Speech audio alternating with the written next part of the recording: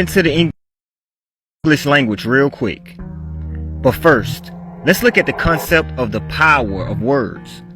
The first to ever speak was God, and we see that in the book of Genesis. His mighty words created the very essence of all beauty we see today. And guess what?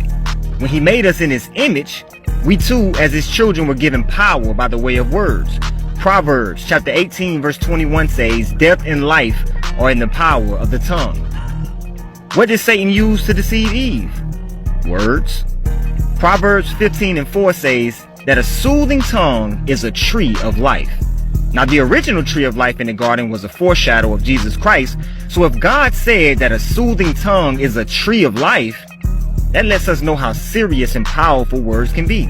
In the book of Numbers, God told Moses to speak to the rock, and that all he had to do was speak to it, and it would bring forth water for the mixed multitude to drink.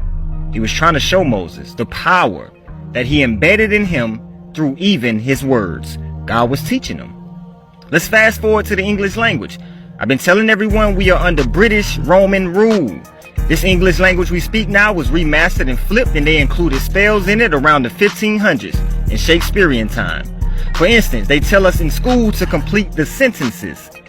But when we read the word of God in Deuteronomy chapter 17 verse 10, God introduces sentences as judgment that the Levites would have to hand down to people when they had to inquire a matter. And also today, when someone goes before a judge, they fall under a form of sentencing.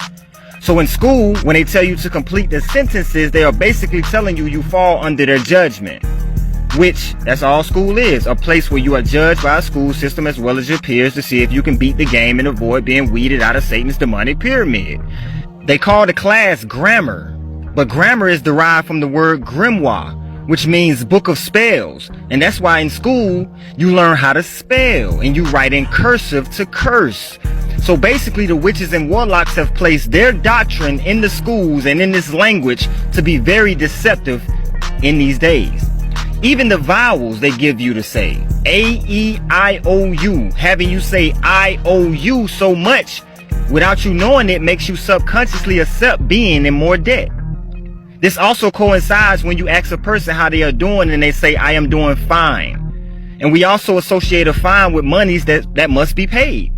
This is also why at most protests after these sacrifices, you hear them repeat over and over, "Justice, justice." They are called chants, and chants derive from witchcraft, i.e. how we get enchantress. We were made in God's image, and that image includes power in words.